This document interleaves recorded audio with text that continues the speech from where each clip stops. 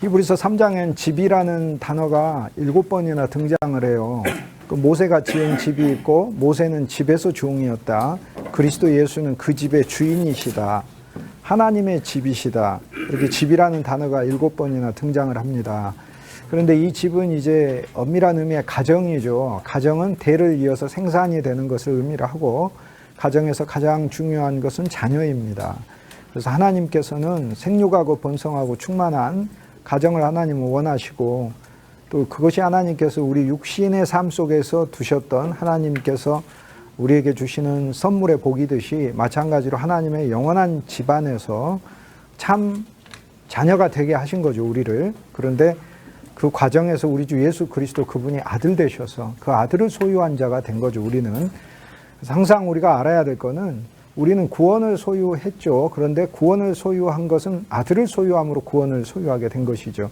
아들이 왔으니까 구원이 온 것이고 이 아들은 구원 이상이죠. 그 아들에게서 나오는 풍성한 선물, unsearchable riches of Christ, 그걸 항상 생각하셔야 돼요. 풍성한 그리스도의 은혜가 측량할 수 없는 그리스도 예수의 은혜예요. 이거를 매일 부어주고 계시는 거예요. 그래서 우리가 어떤 삶에 여러 가지 어려움들이 있지만 그러나 그 어려움들 가운데서도 주의 은혜는 한량이 없고요. 또 우리가 가진 주의 보화는 다른 사람들이 갖지도 못하고 생각하지도 못한 것들을 이미 그리스도 예수 안에서 받았기 때문에 그것을 누리고 주님을 신뢰하고 나가는 게 마땅한 우리들의 자세겠죠. 그래서 현실에 속지 말고, 이거 기만당하는 거라고 그러거든요. 기만을 많이 당해요. 현실에 첫째 기만당하죠. 현실이 우리를 속이잖아요. 아니, 하나님 약속은 명백히 주께서 주시는 복의 약속이 있는 것 같은데 현실이 나를 속이잖아요. 그래서 현실에 기만당하지 말고, 두 번째 감정에 기만당하지 마세요. 상황은 괜찮은데 감정에 기만을 당하시는 분들이 꽤 있어요. 혼을 거절하셔야 돼요. 감정을 거절. 항상 영 안에서 그리스도 예수 안에 기쁨을 누리고 주님이 주시는 약속을 붙드는 것이죠. 감정이 믿을 만한 게 아니라는 거는 이미 우리가 창세기 보면서 끝났어야 했어요. 창세기에 야곱은 요셉이 죽은 줄 알고 20년 동안 슬퍼했어요. 그런데 요셉은 잘 자라고 있었어요. 그래서 실은 믿음의 사람이 야곱이잖아요. 믿음의 사람이 가진 감정이라 할지라도 그 감정의 실제 존재는 또는 대상은 괜찮아요. 그러니까 여러분이 여러분 자신에 대해서 슬픈 마음이 있고 환경에 대해서 슬픈 마음이 있다 하고 할지라도, 또 여러분의 가정이나 교회나 인생에 대해서 슬픈 마음이 있다 할지라도 그건 감정이라 이 말이에요. 그 감정에 속아서는 안 된다는 거예요. 실제 상황은 괜찮아요. 왜? 주께서 붙들고 계신다고 하잖아요. 그러니까 히브리서 2장은 주께서 붙들고 계시고 주께서 또 참여하고 계시고, 그죠? 그리고 히브리서 1장엔 주께서 우리의 상속자가 되셨다라고 하고 상속자가 되기로 만세전에 정하셨죠. 정하시고 상속자가 되셨으니까 상속하신 거잖아요. 그분이 오신 거는 나와 여러분은 상속하러 오셔서, 그래서 장마다 약속들이 있기 때문에, 그래서 그 약속의 근거에서 우리가 내 영혼 평안회로 찬송할 수 있는 거지. 우리는 그 도가나 또는 다른 기타 종교의 자기선을 추구하는 사람들이 아니잖아요. 자기 조용함을 추구하는 사람들이 아니라 그냥 내 스스로 어떤 정적인 거를 개발해야지 하는 그런 게 아니고, 우린 약속의 근거에서 평강을 누려야 한다는 거예요. 서로 어떤 사람이 나는 산에서 수도 생활을 해서 내 마음을 편안하게 닦아야 되겠다 해도 그것도 자기 의고 하나님께서 그거 원치 않으십니다. 하나님은 하나님의 약속의 근거에서 평강을 가질 때 그 평강을 기뻐하시는 거죠. 그러니까 예를 들어 우리가 눈에 보이는 것의 근거에서도 평강을 가질 수는 있지만, 그러나 언제나 하나님의 약속을 신뢰하는 거죠. 그래서 자기 감정에도 속지 마세요. 자기 자신이 어떨 때는 나는 왜 이렇게 비참하지라고 내 속에 어떤 감정이 올 때가 있는데, 실제 우리 상태는 괜찮아요. 하나님께서 괜찮다고 하시는 거예요. 그래서 또 우리의 많은 부분들이 연약함들이 있지만 주께서 붙들고 계시고, 또 히브리서 3장에서 우리가 보면 우리가 그분에게 참여된 자가 되었지 않습니까? 그 자체가 얼마나 놀라운 겁니까? 이제는 그분이 우리에게 참여할 뿐만 아니라 우리가 그리스도의 참여자가 된 것이죠. 그래서 양쪽으로 섞여가지고 이거는 분리가 안 됩니다. 그래서 누구든지 분리하려고 해도 안 됩니다. 하나님이 짝지어 주신 것을 사람이 나누지 못할지니라 이렇게 말씀하셨기 때문에 여러분도 못 나눠요. 여러분도 그리스도와 여러분이 신랑과 신부의 관계라 여러분이 나누려고 해도 못 나눠요. 그것이 바로 그리스도와 우리의 혼인의 관계요, 하나됨의 관계예요. 이 관계인 것을 알면 이 든든한 약속에 언제나 거할 수 있다라는 걸 우리가 볼 수 있습니다. 그래서 이 히브리서 3장에 집이 7번 나오는 것은 거기 하나님의 경륜을 의미해요. 우리가 그리스도의 집이고 우리가 그리스도께 참여하여 그리스도가 우리 집인 거예요. 그래서 그분과 우리가 같이 지어지죠.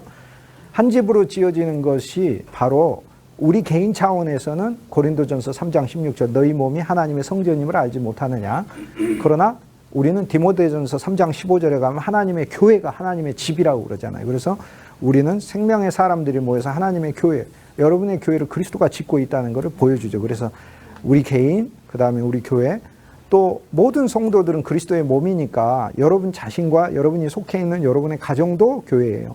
그리스도의 교회다 말이에요. 그 자체가 그리스도의 환경들이죠. 그것도 주님이 붙들고 계시고 그 다 집인 거예요. 그래서 가정도 주님이 짓고 계시고 교회도 주님이 짓고 계시고 우리 인생도 주님이 짓고 계시고 그리고 그뿐 아니라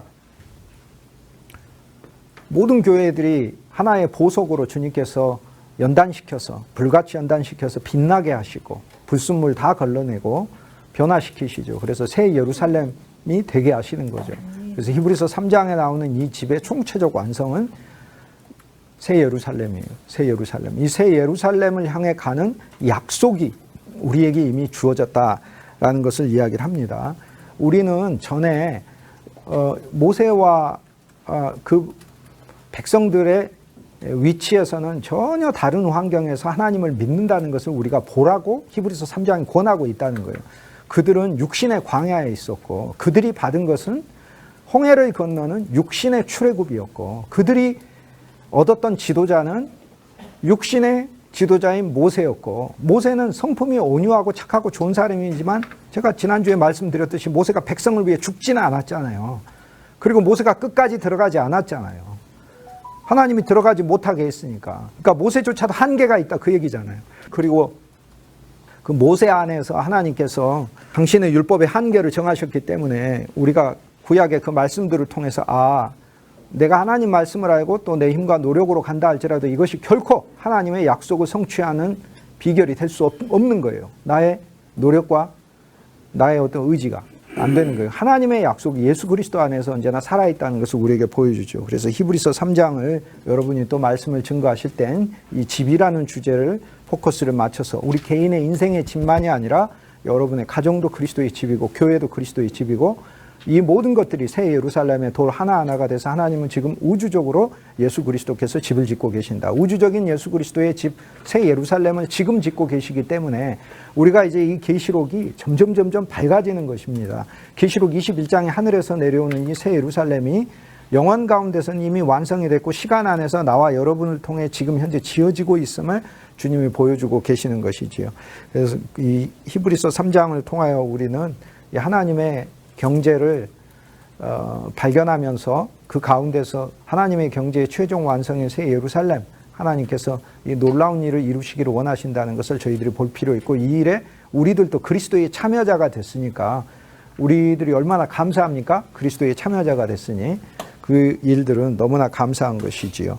그리스도의 참여자가 돼서 히브리서 3장에서 우리에게 권면하는 게 뭐예요? 불순종하는 마음이 생기지 않도록 완고함에 대하여 계속해서 경계를 했잖아요. 그런데 주님께서 환경과 상황을 통하여 우리에게 계속 말씀하고 계셔요. 그래서 너무나 감사하다는 거죠. 왜냐하면 나와 여러분의 인생은 진짜 다른 인생임을 알 필요가 있습니다. 주 예수의 은혜를 받았죠. 생명을 받았죠. 구원을 받았죠. 주님의 약속이 있죠. 하나님의 은혜가 얼마나 특별한가. 외적으로도 그 다음에 그분의 우리를 향하신 약속은 또 얼마나 위대하고 놀라운가. 영적으로도 이거를 전체를 다 보면서 하나님 앞에 감사할 수 있는 마음이어야 된다는 거예요. 그래서 여기 이 이야기 속에서 히브리서 3장에서 주님께서 우리의 마음을 늘 돌이키시게 하기 위해서 우리의 모든 환경을 다 동원시키시니까 미리 주님께 우리는 항복될 수밖에 없는 존재라는 것을 알고 지금부터 예를 들어 여러분들이나 나나 더 하나님께 고집 부릴 수는 있어요. 그러나 고집 부려봐야 결국에 주님께 부서지게 돼 있어요. 그분이 이기게끔 되어 있다고. 에베소서 1장 4절에 바울이 발견한 게 뭐냐면 그리스도 예수 안에서 예정했다는 사실을 발견한 거예요. 이길 수 없다는 걸 아는 거예요. 그냥 그리스도 예수 안에서 예정을 해놨구나, 나와 여러분의 삶을. 그렇기 때문에 지금 버틴긴다 하더라도 결국은 그리스도 예수 안에 여러분과 나는 굴복하게 돼 있고 그분에게 전부 다 붙잡히게 돼 있는 거예요. 그런데 뭐하러 시간 낭비를 합니까? 미리 주님께 순종하고 미리 주님께 나아가는 것이, 그것이 훨씬 좋은 것이지요. 그래서 감정에도 속지 말고 자기 기만 당하지 말고, 또 사탄이 와서 우리의 형편과 환경이 죽었다고 하더라도 죽은 것이 아니에요. 절대 그렇지 않아요. 심지어 하나님의 선고조차도 하나님 안에서 바뀌어요. 오늘 이제 우리가 그 부분을 볼 텐데요. 정령 죽으리라 인간에게 내리신 선고조차도 바뀌잖아요. 그리스도 예수 안에서 정령 죽으리라가 아니라 영원한 생명을 주시는 걸로 바뀌잖아요. 그러니까 이 놀라운 그 바꾸심이 하나님 안에 있기 때문에 우리가 주 예수님 안에서 얻은 복이 얼마나 많다라는 것을 저희들이 볼 필요가 있습니다. 그래서 히브리서 3장에서 반드시 하나님의 말씀을 저와 여러분이 증거할 때는 이 집이라는 요소에 대해서 또 보면서 우리가 하나님의 집, 이 집의 최종 완성인 새 예루살렘을 위해서, 즉 하나님의 선교와 복음 전하는 일과 또 그리스도의 교회가 확장되는 일에 우리가 비전을 가져야 됩니다. 이건 단순히 육신적으로 전도 많이 하는 그것만을 말하는 것이 아니라 진짜 예수 믿는 사람들이 많아지는 것, 주 예수 그리스도가 풍성이니까, 그리고 하나님의 모든 교회가 성장하는 것, 주님이 그걸 원하시는구나, 주님이 그걸 바라시는구나. 왜? 그것이 새 예루살렘이 자라나는 것이니까. 그래서 나는 뭐 이 정도 수준이면 괜찮다, 그거를 뜻하는 게 아니에요. 그리스도 예수 안에서 주님이 지으시는 그 집에 대해 만물을 지으신 분이 짓고 계시기 때문에 그분의 무한한 능력을 신뢰하면서 우리 역시 하나님의 일에 대하여 크게 쓰임받는 자가 되기를 소망해야 하는 거죠. 그리스도의 믿음에 대해서 제가 지난주에 말씀드렸잖아요. 그런데 이미 히브리서 3장은 그리스도의 믿음을 이미 이야기하고 있어요. 로마서 3장에서만이 아니라 히브리서 3장에서, 로마서 3장 22절에 그리스도의 믿음으로 우리가 의의를 받았어요. 그래서 이 믿음에서 믿음으로, 어떤 믿음으로? 그리스도가 내 안에 오셔서 나한테 선물한 믿음이 이제는 내 믿음이 돼서 내가 매일매일 나의 실제적인 믿음으로, 오늘도 믿음으로, 내일도 믿음으로, 이 일도 믿음으로, 저 일도 믿음으로, 모든 것은 믿음으로죠. 어떤 환경에서든지 믿음으로 이렇게 이제 우리는 전진해 나가죠. 그런데 히브리서 3장에 보면은 그리스도가 신실하셨다 또는 충실하셨다 그러지 않아요. 또는 충성을 다했다 이렇게 돼 있는데, 성경에서 이야기하는 충성의 많은 단어들은 믿음이란 단어예요.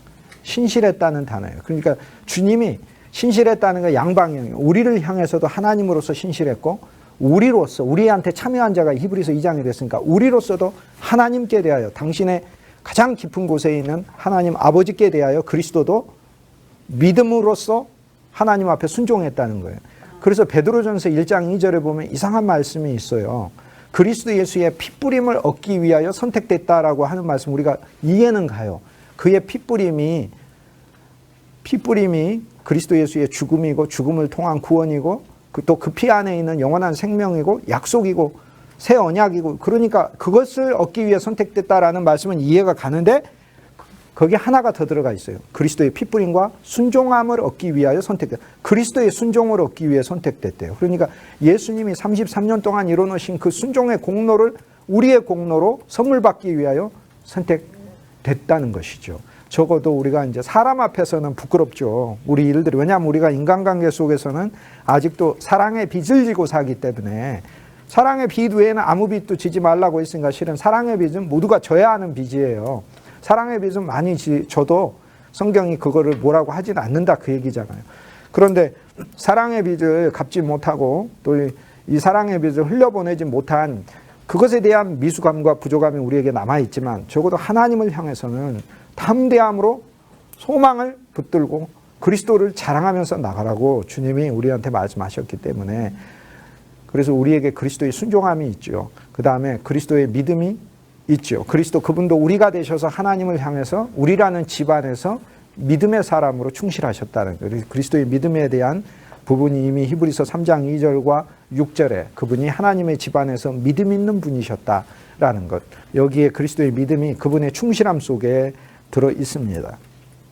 히브리서 7장 25절에 보면 그래서 이런 말씀이 들어 있어요. 그러므로 자기를 힘입어 하나님께 나아가는 자들을 온전히 구원하실 수 있으니 이는 그가 항상 살아계셔서 그들을 위하여 간구하심이라, 중보하심이라.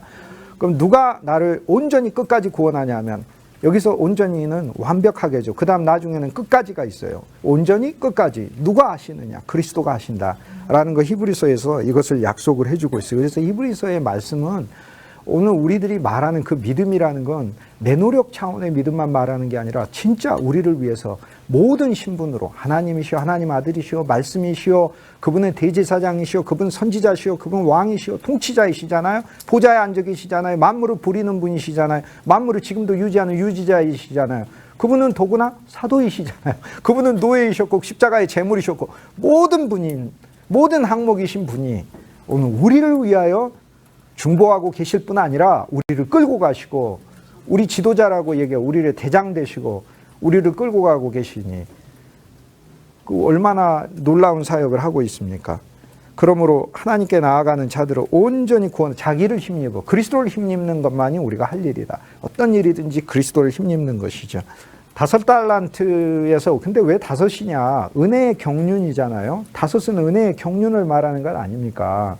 5은 그의 각기 재능대로 해서 각기가 아니고 헬라어 원문은 그의 재능대로예요. 근데 그애는 받는 사람을 말하는 게 아니라 주는 사람을 가리켜요. 왜냐하면 시작부터 주어가 귀인이 가지고 있는 소유를 주었다 하기 때문에 그리스도가 가진 소유, 그리스도의 풍성을 준 거죠. 그런데 5은 성경에서 제일 처음 등장하는 용례는 아브라함의 이야기에서 처음 5이라는 숫자가 사실상 등장을 해요. 그 전에 다 등장하는 5이 있기는 해. 소돔의 근처에 살고 있는 소돔과 소알이라든지 고모라라든지 이 왕, 스보임 5명이잖아요. 5 왕이 거기 등장하는데 하나님 바깥에서 이 5은 세상과 죄악이 하나 된 것이지만 그러니까 온 사방과 죄악이 하나 돼서 이 하나님을 대적하는 총체를 가리키지만 아브라함이 하나님께 처음으로 중보를 할 때는 50을 말을 하고 거기에서 5명이 부족하면 이렇게 얘기해서 거기서 하나님 허락해 주시는 게 시작이 돼요. 요셉이 애굽에 팔려가서 총리가 됐는데 다른 형제들에게는 다 똑같은 1배를 주지만 2배를 주죠. 1배를 더 주지만 베냐민에게는 5배를 줬다고 창세기 43장에 나오고 창세기 43장에 나와요. 그 다음 창세기 45장에 또 5배를 줬다고 또 나옵니다. 자기 형제인 거를 몰랐을 때도 베냐민이 전혀 알지 못했을 때도 베냐민에게만 5배를 주었다. 40장은 감옥에 있고 41장은 총리가 되고 42장은 이제 드디어 형제들이 애굽에 양식이 있다. 요셉에게 가면 양식이 있다 해서 예수께 가야 양식이 있다는 걸 알고 예수께 가는 거잖아요. 오늘 우리가 왜 설교에서 양식이 부족하냐. 예수께 안 가니까 양식이 부족한 거예요. 그래서 아버지 야곱이 뭐라고 하잖아요. 요셉에게 가라고. 거기 양식이 있다고. 그래서 그리스도께 가야 양식이 있는 거예요. 생명의 양식. 그래서 왔는데 베냐민에게는 5배를 줬죠. 베냐민은 어머니도 같잖아요. 어머니도 같잖아. 그러니까 아버지만 같은 형제일 뿐 아니라 어머니도 같은 형제에서 다른 형제에 비해 5배를 주기 때문에 성경에서는 그래서 5배가 하나님의 풍성한 은혜의 하나의 상징어예요. 성막을 지을 때도 5가 기본 수치입니다. 5규빗으로 제단을 만들고 5규빗으로 제단을 만들고 5규빗, 5규빗, 5규빗, 5규빗이에요. 그리고 그 안에도 보면은 이 언약궤의 그 길이도 5규빗이에요. 그래서 하나님께서 기본적으로 우리에게 베푸시는 그 사랑이 수치가 5입니다. 하나님의 사랑이에요. 히브리서 3장에 보면 오늘이라는 그리스도의 날을 우리한테 주셨잖아요. 그래서 사실 진짜 감사해요. 매일 오늘이에요. 구약에서 부분적으로 보여주던 거를 신약에서는 전면적으로 그리스도 안에서 풀어서 해방하시고 성취하셨잖아요. 광야에 쓰러져 죽었는데 죽어서 끝났죠. 그러나 그들의 자녀가 들어갔듯이 오늘 우리들에게는 광야에 쓰러져 죽은 신앙이 있지만 예수 그리스도 안에서 주님이 우리를 살려서 들어가게 하시는 거죠. 우리의 새로운 신앙이 우리의 자녀가 돼서 들어가게 하시는 거. 그래서 그리스도 예수 안에 또 더구나 부활이 있어요. 그래서 있다가 보면 내 마음이 광야에서 쓰러져 죽은 자처럼 비슷하게 되기도 하고 그렇습니다만 예수님이 가지신 3가지 부활의 능력이 그리스도의 부활의 능력이 광야에서 쓰러져 죽은 십자가만 있는 게 아니라 옛사람이 그리스도와 함께 죽었고 정과 욕심도 죽었고 나의 죄도 죽었고 율법도 죽었고 온 세상이 죽은 갈라디아서 1장부터 6장까지 있는 총체적인 모든 초등학문까지 다 죽은 그것의 죽음만 있는 게 아니라 광야에서 쓰러져 죽은 죽음만 있는 게 아니라 그리스도 예수 안에 부활이 역사하여 이제는 내가 잠시 광야에 쓰러져 죽은 자 같이 되어도 주님께서 나를 다시 살리시는 그 역사가 있는 거죠. 그래서 이게 얼마나 우리가 감사한 인생이 되었는지 너무 놀라운 삶이 된 것이죠. 오늘이라고 하는 날 가운데서 서로 매일 권면하라. 그래서 오늘은 하나님의 날, 그리스도의 날이 우리 인생에게 왔고 매일은 우리 시간의 날이잖아요. 매일은 우리 시간의 날이죠, 날마다. 그런데 우리가 해야 할 것은 무엇이냐? 서로 권면하는 것이다라는 거. 여기서 이 권면은 그리스도 안에서 격려하는 것을 얘기를 해요. 권면은 이 단어가 이제 쓰이는 용례가 많아요. 운동선수가 달릴 때, 야, 더 뛰어. 이렇게 하는 말이 이제 권면이에요. 이 반대말은, 야, 너는 해도 안 돼. 너는 여기서 죽어. 뭐, 너는 엎어져 버려라. 운동하다가 보면은, 왜 그렇잖아요. 우리 팀이 이 골을 잘 넣을 때는 박수 치고, 상대가 이렇게 막 똥볼 차고 그러면은, 와, 막 잘했다고 오히려 박수 치고 그러잖아요. 여기에서 말하는 격려가 자기 편 선수에게 외치는 것과 똑같은 거예요. 전쟁에 나가서 지휘관이 병사들에게 말하는 것과 같은 말이에요. 그러므로 오늘 우리들이 해야 될 것은 바로 이 권면이에요. 나와 여러분은 하나님이 어느 환경에 보내든지 사람들을 그리스도를 붙들라고, 실망이 있어도 그리스도를 붙들고, 고난이 있어도 그리스도를 붙들고, 환경도 그리스도가 붙들고 그리스도를 붙들라고 우리가 계속 많은 사람들에게 해줘야 되는 일이 오늘 우리들이 해야 할 일이다라고 얘기를 오늘 말씀이 해주고 있습니다. 예수를 깊이 생각하라는 3장 1절의 말씀에 그 깊이 생각하라는 그 단어는요, 카타노에오라는 단어인데, 이 카타라는 단어는 성경에서 딱 붙어 있다라는 의미로 많이 씁니다. 이게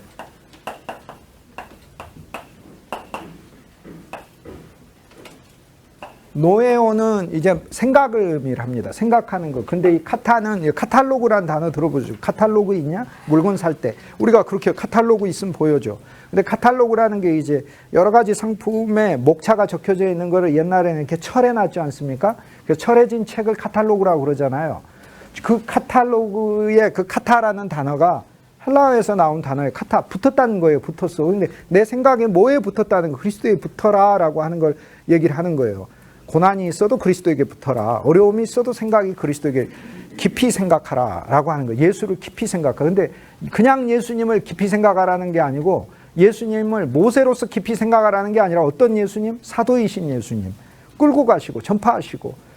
근데 여기서요, 우리가 사도이신 예수님 히브리서 3장에서 얘기를 했지만 솔직히 말해서 성경에서는 예수님에게 진짜 어이없는 직책들이 다 너무 많은 거예요. 노예도 어이없잖아요. 만왕의 왕이신 분이 노예라는 게 말이 됩니까? 그런데 사도도 사실 어떻게 보면은 굉장히 직급이 낮은 거예요. 저는 예를 들어서 어떤 뭐 큰 아름다운 교회 하셨던 목사님이 은퇴하고 나 이 교회 진짜 수위가 되고 싶어요. 수위처럼 일하고 싶어요. 이런 얘기 하시는 분은 봤어도 진짜 수위가 되고 싶어요 하는 분은 우리가 못 봤잖아요. 그렇잖아요. 근데 똑같아요. 진짜 그런 거하고 같아요. 교회 수위할래요 하는 거하고 같아요. 예수님이 만왕의 왕이신 전능하신 하나님이 사도하시겠다는 건 우리는 오히려 예수님 말려야 돼. 아유, 예수님 뭐 체면이 있으시지. 나 같은 사람의 사도하시려고 이렇게 되는 거예요. 사도하시겠다고. 나 같은 사람 사도하시겠다고. 얼마나 감사해. 그러니까. 그래서 여기에 이 그리스도의 사도, 더구나 히브리서 3장에서 얘기한 건 이제 그분의 그 사도직은, 야, 하나님이 만물을 창조하신 분이 너의 사도 일을 하니 못할 일이 뭐가 있고 그분이 너의 모든 행사를 주관하지 못할 게 뭐가 있냐라는 의미로 얘기를 하고 있잖아요. 그런데 우리는 만물을 만드시는 하나님이시니라 바로 그 그리스도, 하나님, 이 하나님은 만물을 만드신 분이시다라는 뜻이잖아요. 이 예수 그리스도는 하나님이시요 그는 만물을 만드신 하나님이신데 그분이 나의 사도가 된다는 것처럼 이렇게 감사하고 놀라운 일이 없는 것이지요. 히브리서 3장에 보면 살아계신 하나님이라는 표현이 등장을 하고, 이 이후로 히브리서 3장에서 처음 우리에게 소개되는, 또 이전부터 강조되는 하나님에 대한 표현이 살아계신 하나님이에요. 살아계신 하나님을 알으라는 거예요. 진짜 살아계신 하나님, 생명을 가지고 계시고 지금도 붙들고 있는 하나님. 그래서 히브리서에는 이 살아계신 하나님을 4번이나 강조를 하는데 히브리서 3장에도 나와요. 살아계신 하나님. 광야의 백성들은 살아계신 하나님을 못 믿었어요. 아니, 믿기는 했는데 그 하나님의 살아계심을 너무 작게 생각했어요. 진짜 너무나 위대하고 놀라운 하나님이에요. 오늘 우리들은 진짜 살아계신 이 하나님, 그리스도 예수 안에서는 우리에게 너무나 풍성한 분이기 때문에 살아계신 하나님은 죽은 시체에게 생명을 주실 수 있으니까 나와 여러분이 솔직히 광야에서 죽은 시체와 비슷한 신앙생활을 할 수도 있어요. 그러나 살아계신 하나님이 있다는 게 우리한테 소망이 되는 거죠. 그래서 우리는 일어나는 거죠. 3장 14절에 보면은 히브리서 우리가 시작할 때 확신한 것을 끝까지 견고히 잡고 있으면이라고 얘기를 해요. 여기서 확신한 것의 헬라 원 단어는 교회사적으로 굉장히 유명한 단어예요.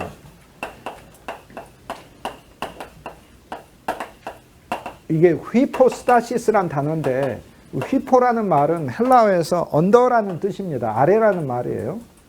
스타시스는 서 있다는 뜻이에요. 스탠드라는 단어에 나중에 영향을 주게 되죠. 스타시스, 서 있는 거예요. 세워져 있는 거예요. 휘포인데 지금은 위에 세워져 있는 게 아니라 밑에 세워져 있는 거예요. 밑에 세워져 있는 거. 휘포스타시스는 어떤 존재가 있으면 그 존재의 실은 밑에 세워져 있는 것이다라는 뜻이에요.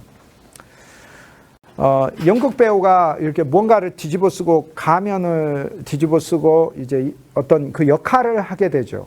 그 역할을 하게 됐을 때 실은 그 가면은 휘포스테시스라고 부르는데 바깥의 가면을 말하는 게 아니라 그 가면은 실은 표현일 뿐이고 그 뒤에 있는 그 존재가 이 가면의 본질을 이야기하고 있다. 그러니까 누군가 염소 마스크를 쓰고 염소 행동을 한다면 염소 마스크를 가리키는 말이 아니고 마스크 이면에 염소, 그러니까 마스크를 보면 가짜네라고 생각하죠. 그러니까 그렇게 하면 연극을 못 보잖아요. 누구는 마스크를 쓰고 나왔는데 염소 마스크, 양 마스크, 소 마스크 쓰고 와서 동물의 왕국을 하고 있다면 그 마스크네라고 이렇게 하면은 그 뭐 하는 짓이야 이렇게 되는 거 못 보는 거죠. 하지만 마스크를 보는 게 아니라 마스크가 말하는 본질. 즉 염소 가면을 쓰고 나왔으면 염소 가면의 속에 있는 그 사람이 실은 그 가면을 통한 본질, 그 본질을 보라고 할 때 이제 이게 바로 휘포스타시스란 단어예요. 그래서 실은 이게 이제 어디서 쓰냐면 삼위일체에서 한 하나님의 속성에 한 본성의 새 위격이라고 말을 할 때 위격이란 단어가 휘포스타시스예요. 근데 이제 이게 이제 이렇게 교리적인 이야기하고 그러면은 졸리고 좀 어렵고 막 그러고 그래요. 사실 히브리서 이 말씀이 3장 14절에 말한 건 뭐냐면 우리가 시작할 때 확신이란 건 본질을 말해요. 그리스도의 본질을 즉 그리스도가 이 땅에 오셔서 그분이 몸을 가지신 게 그리스도에서 일종의 마스크잖아요. 그리스도 마스크. 육신을 입고 이렇게 오셔서 그 마스크 안에 내면에 그분 안에 가득 찬 그거를 붙들면 끝까지 붙들면 마스크 이면에 뭐가 있었어요? 사랑이 있었지. 사람은 얼굴 이면에 다른 것이 있을 수는 있어요. 그런데 예수님이 육신을 가지고 있었던 게 휘포스타시스는 그 육신을 가지고 계셨던 그분의 속에 있는 그 본질을 말하는 거거든요. 이건 단순히 인성이나 신성을 가리키는 뜻이 아니라 예수님의 그 얼굴 이면에 속에 뭐가 있었냐 말이에요. 사랑이 있었잖아요. 예를 들어 예수님 베드로한테 와서 말씀하시는 그 모든 말씀들의 그 속에 뭐가 있어요? 은혜가 있었잖아요. 생명이 있었잖아요. 그래서 휘포스타시스, 예수님의 휘포스타시스를 끝까지 붙들으라 이 말이에요. 예수님이 뭘로 오셨냐? 우리가 예를 들어서 광야의 모세의 백성이면 그리스도를 만난 게 아니라 모세를 만났기 때문에 이것을 끝까지 붙들게 되면 뭐를 붙들게 되냐? 무서움을 붙들게 돼 있어요. 이야, 큰일 났네. 나는 이제 죽었네. 이렇게 이제 붙들어야 되는 거예요. 이런 거를 붙들어야 되는 거고, 신명기에 가면 또 더 무서워요. 신명기에 가보면 조건을 나한테 달아놨어. 너가 여호와의 계명을 청종하면 두라도 복을 받고 나가도 복을 받고 성문이 복을 받고 성 밖에서 복을 받고 내 우양과 새끼가 복을 받고 내 떡반죽 그릇이 복을 받고 그 다음에 네가 여호와의 계명에 불순종하면 이제 정반대야. 성 밖에서 저주받고 성 안에서 저주받고 나가도 저주받고 네 우양과 새끼가 저주받고 저주가 단순해야 되는데 거기 보니까 너무 세밀하게 저주의 목록을 다 해놓는 거예요. 그런데 내가 축복받고 저주받는 기준을 누구한테 율법에는 정해놨어요? 나한테 정해놨다고요. 율법에서 나한테 정했다. 근데 그리스도가 하신 일이 뭐예요? 그 나라는 자리에 오셔서 나를 덮어서 본인이 쓰셨대잖아요. 본인이 서서 이제는 그걸 성취하셨대잖아요. 그걸 성취해서 내가 받아야 될 모든 벌들을 그리스도가 십자가에서 담당하신 걸로 하고 그리스도 예수의 의와 순종함을 입으라. 그래서 그리스도 안에서 순종하면 받게 되는 모든 복을 그리스도 안에 두시고 이걸 풍성이라고 부르고, 이 그리스도의 풍성이 네가 나를 기대면서 너의 인생 전체에 대하여 얻어질 수 있는 것이고 벌어질 수 있는 것이다 라고 하나님 말씀하시는 거거든요. 이게 이제 얼마나 감사한지 모르는 말씀이죠. 그래서 여기서 확신한 것이라는 것이 이제 조금 불분명한 단어여서 제가 설명하는 거예요. 무슨 얘기냐면 히브리서 3장 14절에 우리가 처음부터 확신한 것은, 그 확신이란 단어 확신이 아니고 휘포스타시스, 그리스도의 본질을 붙잡으러. 그 그리스도의 본질을 봤더니 오시기 전에는 무섭잖아요, 하나님이. 그런데 육신을 입고, 말씀이 육신을 입고 왔는데 하시는 거 보니까 갈릴리에 가가지고 막 죄인들 귀싸대기 돌려대면서 하늘에서 불을 내려가지고 막 전부 다 살라버리고 이런 분이 아니고, 사랑하시고 고쳐주시고 베풀어주시고 인자, 그러니까 휘포스타시스, 그분의 육신이라는 쓰신 것을 통해서, 우리가 이제 가면 그럴 때는 좀 부정적으로 쓰는데 그분의 역할이란 말이죠. 역할. 그분의 역할 이면에 있는 그분의 진짜 본질을 끝까지 붙들면 그리스도의 참여자로서 그리스도의 온전한 풍성을 그리스도와 완전히 같아지리라 라는 말씀이에요. 이것이 이제 우리에게 있는 말씀이죠. 그리스도의 동참자니까 그리스도가 이끄시니 실패가 없고, 그리스도의 유업을 같이 가고 같이 받는 존재가 되고, 그리스도의 영광으로 나아가고, 그래서 영광에서 영광으로 화하게 되는 거예요. 우리가 주의 영광을 화하게 돼. 고린도후서 3장 맨 마지막 기절에 보면 우리가 그리스도의 영광의 사람이 된다는 것을 알려주고 있어요. 권면하다라는 말은, 여기에서 권면하라는 말은 파라칼레오라는 단어인데, 칼레오가 이제 부르다라는 뜻이에요. 파라칼레오라에서 나온 단어가 실은 우리가 잘 알고 있는 단어예요. 이렇게 파라칼레오. 근데 사실 뭐 헬라어나 히브리어나 원어 이야기 사실 저는 조금 개인적으로는 그렇게 뭐 하기 싫어요. 하지만 전문적이고 여러분 중에서는 굉장히 많이 이제 원어에 대해서 아는 분들도 계시기 때문에 어쩔 수 없이 이 얘기를 하는 것이에요.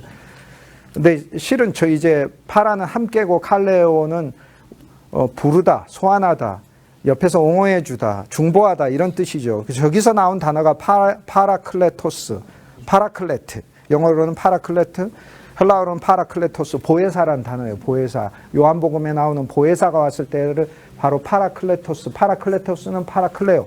즉 함께 언제나 같이 있어서 중보해 주시는 분.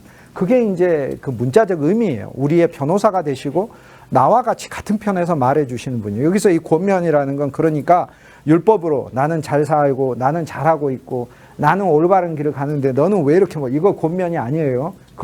그거는 정죄하는 거지.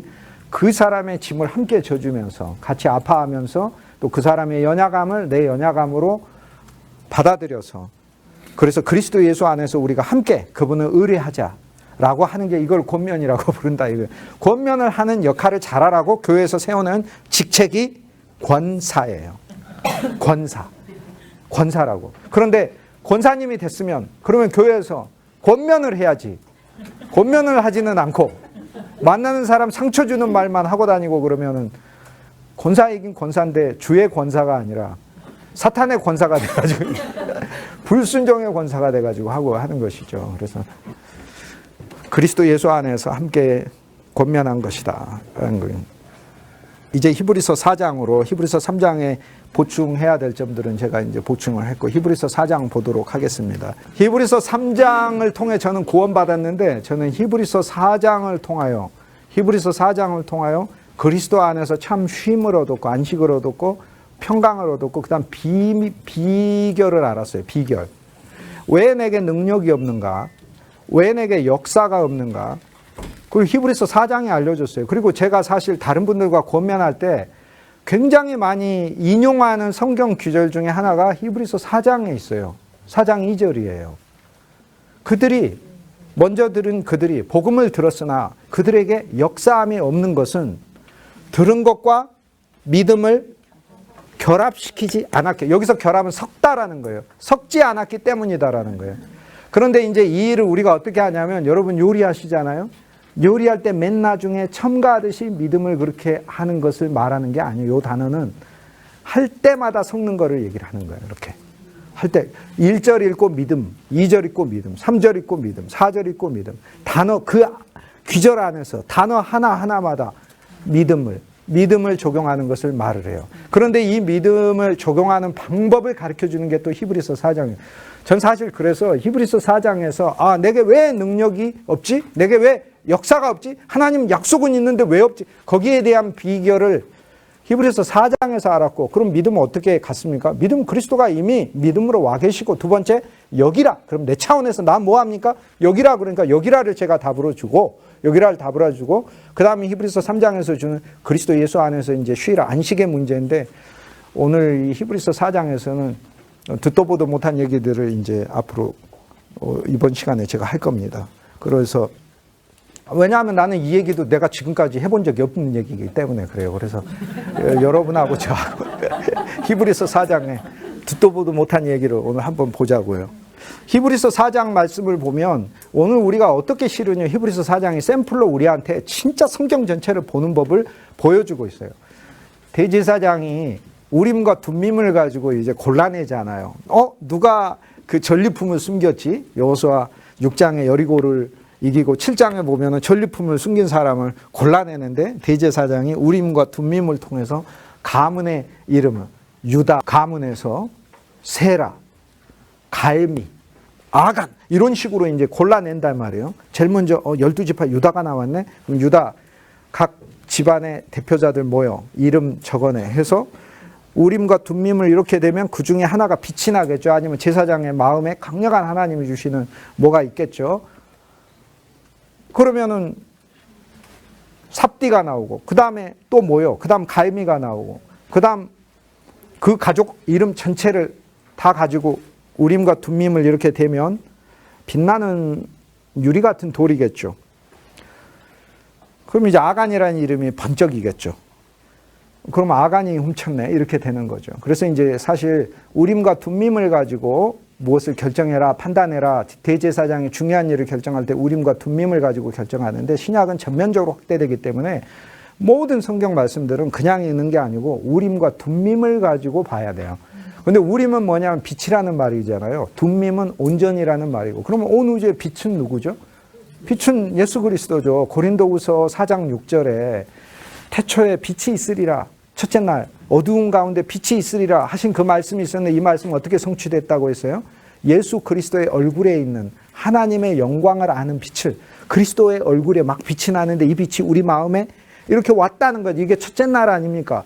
첫째 날이 우리한테 일어났다라고 해요. 그리스도가 빛이고 예수님 내가 빛이라고 하셨으니까 그리스도로, 그 본문을 그리스도의 빛으로 보라는 거고요. 모든 말씀을 읽을 때 그리스도의 빛으로 봐라. 그 구약의 모든 저주받아 죽을, 돌맞아 죽을 죽음을 그냥 보면은 절망이지만 뭘로 봐야 되는 거예요? 그리스도의 빛으로 보고 둠밈, 온전함으로 봐라. 부분적인 율법으로만 그 말씀을 보지 말고 복음과 은혜와 생명 안에서 온전함이 있으니까 복음과 은혜와 생명 안에서 그 말씀을 봐라. 이게 이제 우림과 둠밈을 보는 거죠. 그래서 우림과 둠밈을 제가 원칙으로 이야기를 한 거는 성경에 어떤 말씀이 있는지 그리스도 예수를 통하여 보라는 말씀이에요. 고린도후서 1장에 보면은 이런 말씀이 있어요. 고린도후서 1장 20절. 하나님의 약속은 얼마든지 그리스도 예수 안에서 예가 되니라고 얘기해요. 하나님의 약속은, 이게 이제 히브리서 4장을 그대로 적용한 거예요. 히브리서 4장을 보면 진짜 깜짝 놀라는 거예요. 오늘 우리가 어떻게 하나님의 말씀을 봐야 되는지를 실은 알려줘요. 하나님의 약속은 그리스도 예수 안에서 언제나 예가 돼요. 그리스도 예수를 통하여 예가 돼요. 성경 안에 뭐든지 노로 보이죠? 노로 보이죠? 못 들어간다 했죠? 맹세했죠? 저주받는다 했죠? 슬퍼한다 했죠? 다 노잖아요. 노. 우림과 둠밈을 딱 적용하면 그게 다 뭐가 된다고요? 예스가 된다고요. 예스가. 못 들어간다가 아니고 들어간다. 무엇을 적용하면? 그리스도를 적용하면 들어간다. 맹세했는데 못 들어간다. 그럼 맹세도 어떻게? 예수님이 맹세가 된다고 얘기하잖아요. 그리스도 예수가 우리의 맹세가 되셨. 맹세뿐 아니라 그리스도 예수는 우리의 보증까지 되신다고 하시고, 보증뿐 아니라 언약까지 되는, 맹세요, 보증이요, 언약이요. 히브리서인 사실 후반부에, 중반부에 보면 법에서 사용하는 용어는 다 얘기하면서 2중, 3중, 4중으로 하나님의 약속에서 인간이 도저히 선택받은 우리가 빠져나갈 수 없는 존재임을 알려주고 있어요. 얼마나 놀라운 주의 은혜가 우리한테 임했는가를 알려주잖아요. 그런데 우리한테는 어떻게 해서 적용하냐? 그로 말미암아 그리스도를 통하여 그분 안에서 우리가 아멘하여 하나님께 영광을 돌리느니라. 이렇게 되어 있잖아요. 이거잖아요, 방법이. 히브리서 4장 한번 말씀을 보셔요. 히브리서 4장 말씀 보면 이렇게 돼 있잖아요. 그러므로 우리는 두려워할지니 안식에 들어갈 약속이 남아 있을지라도 너희 중에는 혹 이르지 못할 자가 있을까 함이라. 말씀이 그냥 읽어서는 우리가 어떤 의미인지는 알 것 같은데 약간 좀 명확하지 않은 그런 느낌이 있어요. 그들과 같이 우리도 복음 전함을 받은 자이나 들은 바 그 말씀이 그들에게 유익하지 못한 것은 듣는 자가 믿음을 결부시키지 않았다라고 얘기를 해요. 그러면 3절에 우리가 믿어야 한다 이렇게 말을 한 게 아니라 3절은 그냥 시작해요. 그리스도 예수를 그냥 적용해 버렸네. 이미 믿는 우리는 안식에 못 들어가는 게 아니고 이미 안식에 들어가는도다 이렇게 얘기를 하는 거예요. 그런데 3절에 보면은 그가 말씀하신 바와 같이 내가 노하여 맹세한 바와 같이 그들이 내 안식에 들어오지 못하리라. 못하리라 하셨는데 그럼 못하리라 했으니까 못 들어가야 된다 했는데 히브리서 기자는 뭐라고 얘기해요? 아니 세상을 창조할 때부터 그 일이 이루어졌대. 아예 하나님은 정해놓으셨대. 이제 이 부분에 대한 걸 오늘 우리들이 이제 풍성하게 볼 필요가 있어요. 진짜로 이걸 적용해야 돼. 그래서 사실 이 말씀은 계속해서 지금 이상하게 말씀이 이렇게 스텝이 엉키고 있어요. 제7일에 관하여는 이렇게 읽었을 때 하나님은 제7일에 그의 모든 일을 쉬셨다 하셨으며 또다시 거기에 제7일을 쉬셨는데 하나님은 거기에 못 들어가리라 라고 하나님이 다시 맹세를 해버리셨어요. 그러면 못 들어가면 어떻게 돼야 돼요? 거기에 못 들어가야 되는데 못 들어간 게 아니고 거기에 들어갈 자들이 남아있다. 이렇게 얘기를 하잖아요. 복음 전함을 먼저 받은 자들은 순종하지 아니함으로 들어가지 못하였으므로 그래서 이제 끝났다 그래야 되는데 오랜 후에 다윗이 오늘이라고 하는 날을 다시 정해서 하나님이 오늘이라고 하는 영원한 현재의 기회를 우리에게 주셨다. 그래서 너희가 그의 음성을 듣거든 너희 마음을 완고하게 하지 말라 하였으므로 이제 이 말씀도 진짜 우림과 둠밈을 적용하세요. 이거 어떻게 들으셔야 되면 이렇게 돼야 되는 거예요. 예수님이요. 우리 보고 너의 마음을 완고하게 하지 마라고 하는 건 명령만 말하시는 게 아니라 예수님이 예를 들어서 포도주를 어떻게 만들죠? 물한테 너 포도주가 돼 했을 때 포도주가 되기 위해서 물이 그날부터 고민하고 우리가 어떻게 해야 포도주가 될 수 있을까? 노력하고 포도주 요소를 모으고 포도를 먼저 만나야 되겠다. 그래야 내가 포도주가 되겠다. 이렇게 됩니까? 아닙니다. 예수님이 말씀하시는 거 모세의 말과 어떻게 다르죠? 모세는 명령밖에 줄 수가 없어요. 예수의 말씀은 명령과 두나미스, 능력을 준다니까요. 그 달란트 준 사람에게 그의 재능대로가 두나미스잖아, 능력이잖아요. 근데 이 단어 어디서 쓰여요? 사도행전 1장 8절 그 유명한 오직 하나님의 영이 거룩한 영이 너희에게 임하시면 너희가 두나미스를 받고 권능을 받고 그리고 달란트와 그리스도의 풍성과 권능을 같이 주셨대잖아. 그리고 그리스도의 풍성 안에는 스스로 벌어지는 우리가 누리면 누릴수록 벌어지는 권능이 그 속에 있대잖아. 이 권능을 우리 것으로 주셨다고 얘기하잖아요.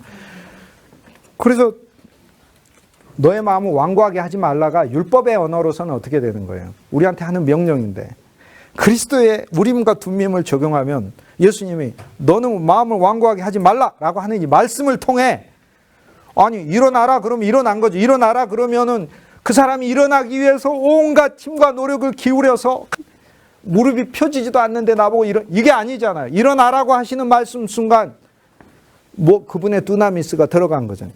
그분이 예를 들어서 마음을 완고하게 하지 말라라고 이렇게 말씀하실 때 이 말씀은 우리가 들었을 때는 모세로서 그리스도를 생각하면 이 말씀 속에 우리는 능력을 발견 못하는 건데 우림과 둠밈이 되신 그리스도 예수를 통하여 이 말씀을 들으니까 갑자기 우리에게 그분이 이 말씀 속에 능력을 담아서 나한테 말씀하시는 거 내가 알 수 있죠.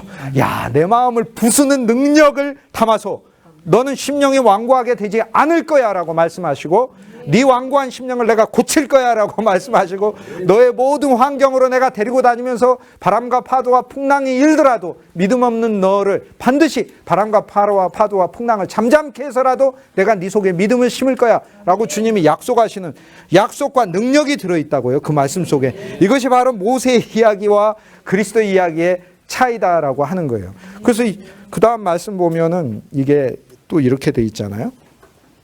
금성을 듣거든 완고하게 하지 말라 했으니 만일 여호수아가 그들에게 안식을 주었더라면 그 후에 다른 날을 말씀하지 않으셨을 것이니라. 그런즉 안식할 때가 하나님의 백성에게 남아있다. 10절에 그의 안식에 들어간 자는 하나님이 자기의 일을 쉬심과 같이 그도 자기의 일을 쉬느니라. 그러므로 우리가 저 안식에 들어가기를 힘쓸지니 이는 누구든지 저 순종하지 않은 본에 빠지지 않게 하려 함이라. 자, 히브리서 4장은 이제 11절까지 여기에서 그리스도 예수 안에서 이루어진 우주적 안식과 새 창조의 역사가 무엇인지를 알려주는데요. 여기에서 히브리서 기자는 말씀은 이렇게 보고 있어요. 이게 사실 저희들이 이걸 이렇게 봐야 됩니다. 이렇게 되어 있어요. 히브리서 4장에 제일 첫 번째로 이렇게 돼 있잖아요. 우리는 두려워할지니 이렇게 돼 있는데 그들도 두려워했어요. 그들이 뭘 두려워했냐면 민수기 14장에 보면 사실 하나님이 진짜 진노하신 그 진노하심이 언제 폭발하냐면 약속의 땅을 주시겠다고 했잖아요. 12 정탐꾼을 보냈잖아요. 그런데 2명만 빼고 여호수아 갈렙만 빼고 10명이 돌아와서 뭐라고 해요? 하나님의 약속을 뒤집어 엎으면서 이길 수 있다고 하신 그 하나님은 니들이 이긴다가 아니라 하나님의 권능이 이기게 해주고 차지하게 해준다잖아요. 그런데 거기서 히브리서 14장에 보면 아주 볼만합니다. 우리는 여기서 죽겠다. 왜 애굽에서 불러내서 광야에서 죽게 만드느냐?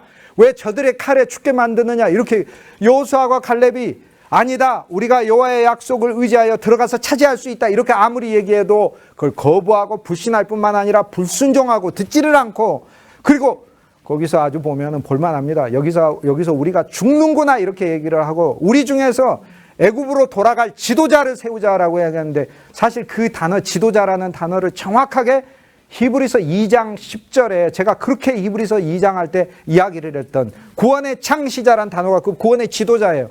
그래서 히브리서 기자는 애굽으로 돌아가자고 하는 불신의 백성들이 세우고자 했던 그 지도자가 실은 그리스도께서 진짜 그들이 세우고자 하는 그 지도자가 돼서 그들을 나중에 세상에 보내기는 해요. 땅끝까지. 능력을 줘서 보내요. 능력을 줘서 보내요. 그 과정까지 다 인도하시는 진짜 지도자가 되는 성취를 말씀하시기는 해요. 그런데 저들은 두려워했어. 땅에 들어가기를 두려워했죠. 왜? 그곳에 가면 아낙자손이니까, 아낙자손은 바로 네피림의 후손들이라, 아낙자손들은 우리가 보기에도 거인이요 그들이 우리를 봤을 때는 메뚜기라라고 히브리서 여기에 4장에 나오는 이들의 이 두려움은 민수기 13장 가장 마지막에 나오는 그 규절에 그들의 두려움 반영하고 14절에는 이제 큰일 났다. 온 백성이 모세 앞에서 거기 보면 밤새 울고 여호와를 원망하고 불평하고 이렇게 돼 있어요. 야, 어떻게 저럴 수 있을까? 어떻게 저럴 수 있을까? 근데 사실 이제 거기에 우리 모습이 들어있는 거죠. 그런데 나와 여러분이 그래도 우리가 하나님 앞에서 이렇게 찬송하고 감사할 수 있는 건 그리스도 예수의 은혜가 우리에게 와 있기 때문인 거죠, 진짜로. 자, 히브리서 4장은 그들이 두려워했어요. 근데 그들은 무엇을 두려워했느냐? 그들이 두려워했죠. 그들이 두려워했는데 여기서부터 이제 시작을 하는 거예요. 그들이 두려워한 것은 들어가면 죽는다.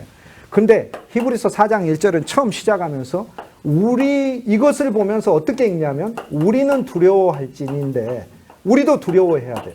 근데 이거에 그들이 두려워했네. 야, 약속의 땅에 가면 들어가서 죽을 것을 두려워하고 그들의 칼에, 가나안족의 칼에 우리 아내와 우리 처자들과 아이들이 쓰러져 죽으리라 이렇게 돼 있단 말이에요. 그런데 그 계명을 그리스도 예수는 고린도후서 1장 20절 말씀처럼 그리스도 예수 안에서 예가 되니까, 예수 그리스도가 우림과 둠밈이 되니까 이 말씀을 히브리서 4장은 어떻게 읽어내는 거예요? 우리는 두려워해야 되는데 우리가 두려워해야 될 거는 그들이 아니고 뭘 두려워하냐면 하나님의 안식에 들어가는 약속이 서 있고, 이 약속이 서 있으면 분명히 우리는 들어가게 돼 있어요. 들어가게 돼 있는데 4장 1절에 하는 말씀은 들어가지 못하는 자로 비춰질까 두려워해라, 그런 얘기예요. 들어가지 못하는 자로, 혹시 여러분이 들어가지 못한다고 생각할까 봐 나는 그게 두렵습니다라고 히브리서 4장 거꾸로 얘기해요. 그러니까 우리는 민수기를 읽으면서 야, 백성들이 하나님의 약속에 못 들어가고 그 가나안 땅에 있는 민족들을 두려워했구나, 그걸 보면 거꾸로 우리가 어떻게 읽어내야 되냐면, 마치 드레핀 백합화를 보면 꽃이 아름답다, 하나님 만드셨다, 이것만 읽어낼 게 아니라 드레핀 백합화를 보라 이렇게 말씀하시면서, 드레핀 백합화도 먹이시거늘 하물며 너희일까 보냐 말씀하시는 그 여호와의 말씀대로 우리를 왜 안 먹이시고, 그렇게 봐야 되듯이 그들이 두려워했던 것은 가나안 족속들을 두려워했다면 우리가 두려워해야 될 건 하나님의 약속을 혹시 내가 신뢰하는 자로 비치지 못할까, 그것을 두려워해야 된다라고 하는 거예요. 그러니까 혹시 나는 믿음이 연약한 사람으로 비춰지는 거 아니야?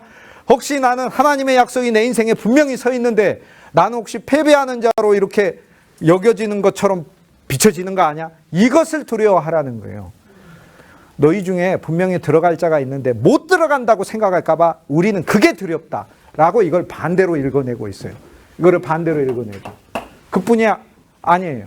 그들이 복음을 들었을 때, 들은 것과 믿음을 화하지 않았다고 얘기를 하잖아요. 화하지 않았다. 그러면 오늘 이 말씀을 보고 우리는 어떻게 해야 돼? 아, 나는 믿음을 화해야 되겠구나, 이렇게 하는 게 아니고, 히브리서 기자는 뭐라고 해요? 아예 뭐라고 해요? 우리는 뭐한 존재예요? 그냥 믿는 우리는 이미 믿는 존재다. 우리는 못 들어간 게 아니라 이미 안식에 들어가는도다, 이렇게 보라는 거예요. 말씀을. 하나님이 너를 축복한다 이렇게 돼 있을 때 그 축복의 말씀은 어떻게 봐야 되는 거예요? 옛 백성은 어떻게 봤고, 에이, 내가 뭐 잘한 게 있어야 축복하시, 이렇게 보고, 그나마 조금 하나님에 대하여 기대를 갖고 있는 사람, 하나님 나한테 이 복을 주십시오, 이렇게 보는 거고, 히브리서 기자가 지금 말하는 건 뭐예요? 그 기절을 보면서 나는 이미 하나님의 축복 안에 있는 인생이요, 그 축복에 들어가는 도다, 이렇게 보라는 거예요. 지금 말씀이 그렇게 돼 있어요. 세 번째는 이렇게 돼 있잖아요. 그러므로 하나님께서 뭐라고 말씀하셨어요? 하나님께서 저들은 내 안식에 들어가지 못하리라. 하나님이 노하여 맹세하여 내 안식에 들어가지 못한다. 아예 맹세하시고 안식에 들어가지 못한다, 이렇게 말씀하셨잖아요. 그러면 이걸 보고 야, 큰일 났네, 맹세하시고 안식에 들어가지 못하시네, 이렇게 보는 게 아니라 히브리서 기자는 어떻게 성경을 보고 있어요? 이상하다.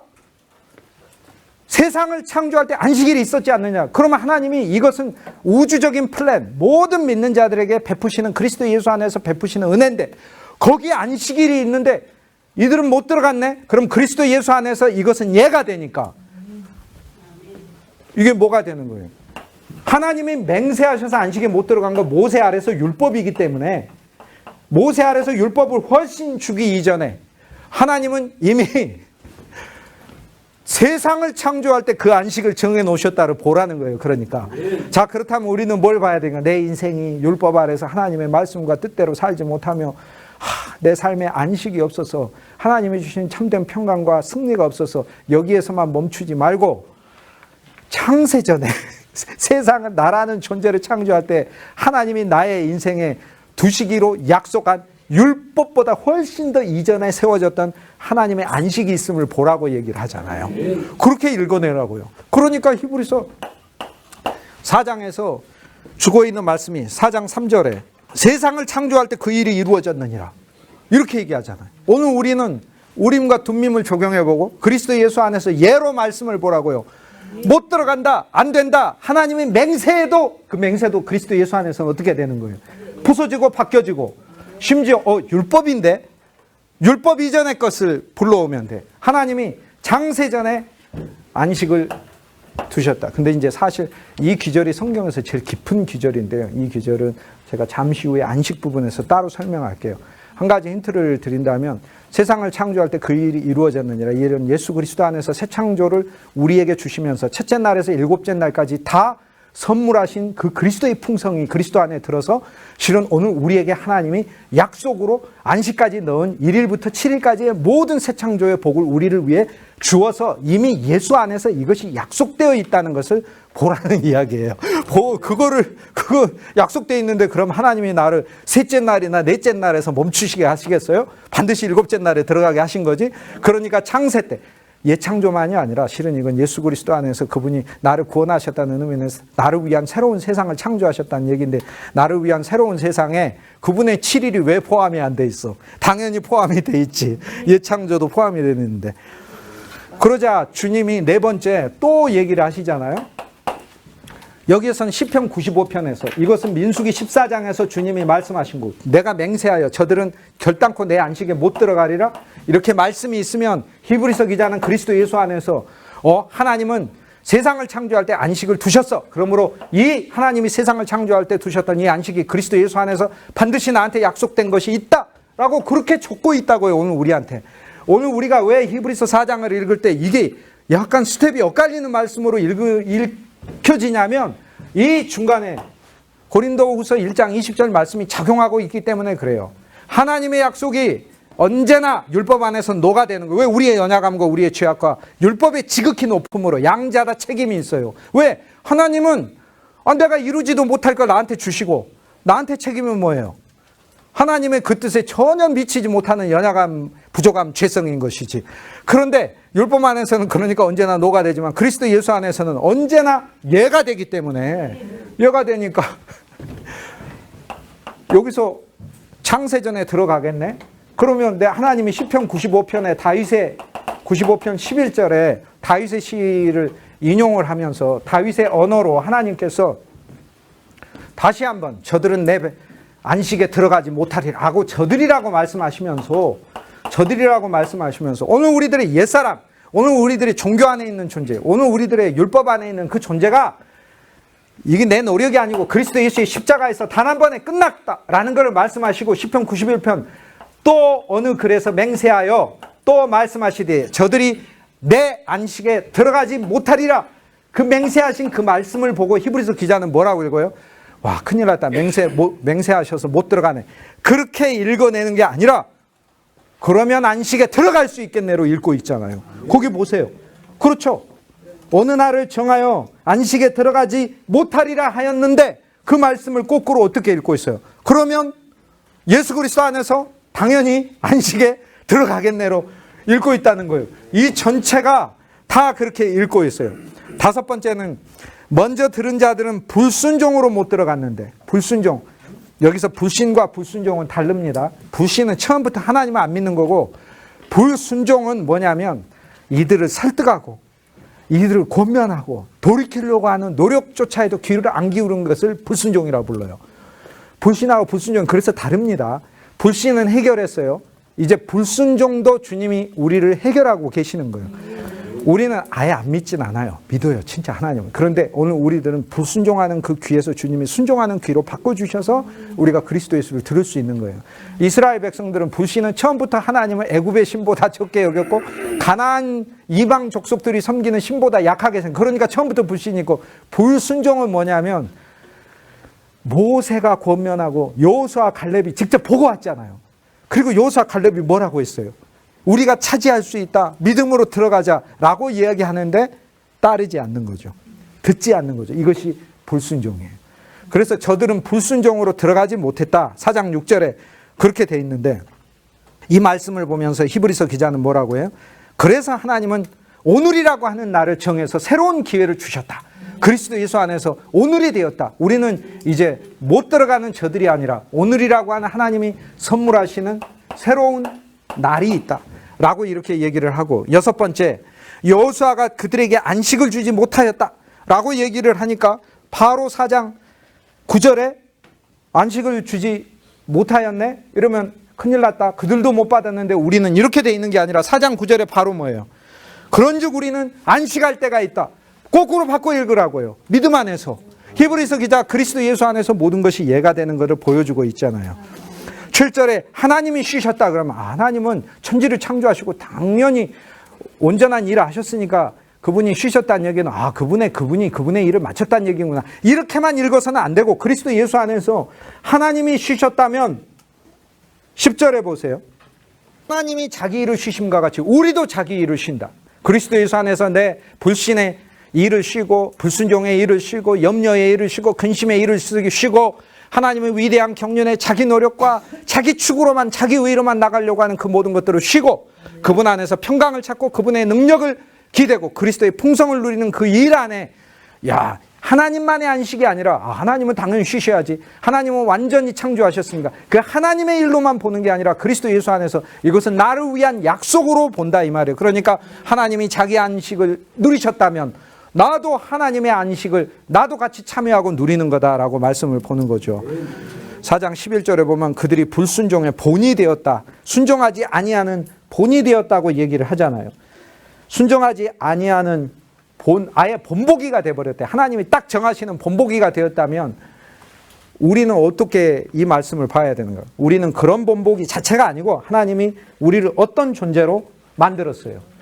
우리는 순종해야지 라는 그런 정도가 아니고 우리는 아예 어떤 자들이에요? 안식에 이미 들어간 자들이에요. 그렇기 때문에 오늘 우리들은 안식에 힘쓸지니 안식을 누리는데 힘쓰는 존재가 되어야 된다라고 이 얘기를 하는 거예요.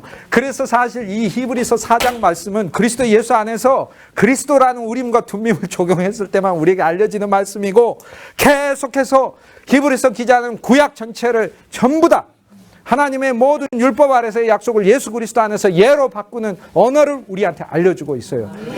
그들이 하나님의 맹세에서 못 들어간다 그러니까 맹세에서 못 들어가 할렐루야 예수 안에선 들어가겠네 이렇게 읽는다 이 말이에요. 하나님이 그들은 결단코 내가 주는 그 땅을 소유하지 못하리라 찾아. 두 번째로 하나님 말씀하셨잖아요. 못 들어가. 그러니까 맞아 율법 안에선 범죄에서 못 들어. 그런데 애당초 하나님은 약속했지 않느냐. 세상을 창조할 때 옛 세상을 창조할 때도 안식일을 정해놨다면 그리스도 예수 안에서 새 창조를 한 나에게 주님이 주신 구원이 어찌 첫째 날에 구원만 있겠어요. 어찌 둘째 날에 구원만 있고 일곱째 날 안식까지 다 포함한 구원을 나한테 당연히 주셨지 않겠느냐. 이렇게 읽어야 되고 그들은 믿어서 하나님의 말씀을 붙든 게 아니라 그들은 불신하고 불순종했다. 들어가지 못했다. 그러니까 우리는 불신 정도가 아니라 그리스도가 내 믿음이 되셨고 내 믿음은 약하나 예수의 권세 많잖아요. 우리가 연약한 건 몸과 우리의 능력이 연약함만 가리킵니까? 우리가 다 연약하지. 내 자신의 믿음도 실은 연약하죠. 하지만 내 자신의 믿음을 말하는 게 아니라 내 안에 이 세상에서 가장 큰 그리스도의 믿음이 와 있으므로 그 믿음에 의지하여 이미 우리는 믿고 우리는 이미 안식에 들어가 있다. 그리스도 예수 안에. 예수님이 나한테 준 이 구원은 첫날부터 일곱째 날까지 다 포함된 구원을 주셨구나 라는 걸 내가 누린다는 거죠. 항상 반대로 본다는 거예요. 하나님이 또 맹세해서 못 들어간다 그러면 하나님은 예수 안에서 항상 언제나 들어갈 수 있는 오늘을 주셨다 나한테. 그래서 지금 내가 주님께 순종하고 지금 아멘하여 나는 들어간다. 이미 들어간 존재가 됐다. 언제나 그러고 여호수아가 그들에게 안식을 못 줬다 이렇게 하면 나한테도 이런 안식이 안 오면 어떡하지? 그게 아니잖아요. 여호수아가 안식을 그들에게 주지 못했다면 그러면 당연히 우리한테는 들어가겠네. 우리는 들어갈 수가 있겠네. 이렇게 읽어내잖아요. 여호수아가 안식을 주었다라면 다른 날을 말씀하지 아니하셔서 9절에 보세요. 그러므로 안식할 때가 하나님 백성에 남아있다. 언제나 반대말이 되잖아요. 언제나 반대말이. 하나님 쉬셨네. 나도 당연히 하나님 안에서 그분의 쉼에 동참하네. 이렇게 언제나 반대를 읽어요. 그들은 불순종의 본이 되었네. 그런데 그게 우리는 불순종한 자들이 안식에 못 들어가는 그런 모습을 보면서 안식에 못 들어가는 들어갈까 말까 정도가 아니라 그냥 안식에 들어가서 그 안식 자체를 누리기에 힘쓰라 라고 얘기를 하잖아요. 이게 바로 히브리서 4장의 말씀이에요. 오늘 그러니까 우리가 성경을 읽을 때 모든 규절을 선물로 읽고 모든 규절을 축복으로 읽고 모든 규절을 그리스도로 읽고 모든 규절을 은혜로 읽어야 돼요. 그게 진짜 주님이 원하시는 눈인 거예요. 이게. 그래서 이 주님이 주신 약속을 최대한 크게 갖는 게 그게 우리가 가져야 될 부분입니다.